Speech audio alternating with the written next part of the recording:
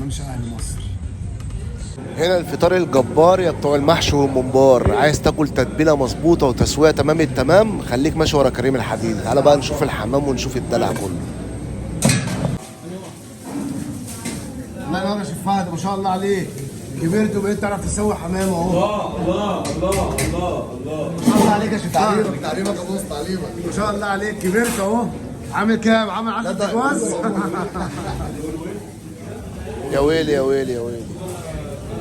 شوف يا عم الشغل التركي والشرقي على اصوله.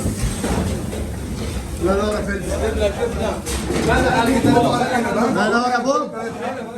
هنا يا جدعان في عظمه زي ما انتم شايفين كده، مقبلات ومشاوي. اللمه الحلوه تتلم على الصينيه الجميله دي. سلام سلام.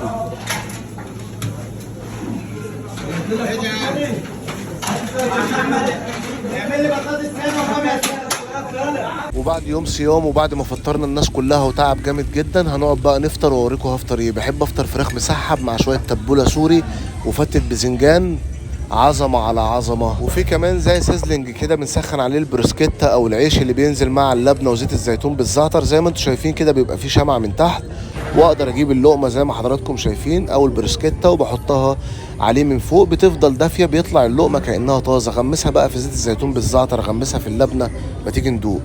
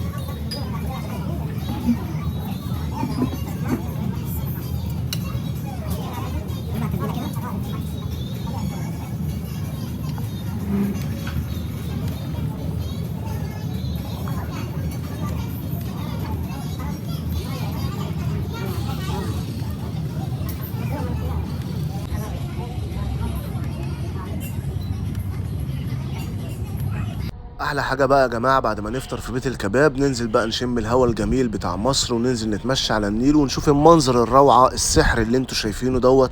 فعلا مين ما يحبش ترابك يا مصر.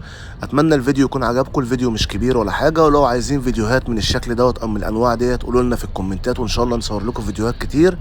كل سنه وحضراتكم طيبين، رمضان كريم. نشوفكم ان شاء الله في فيديو جديد. سلام عليكم.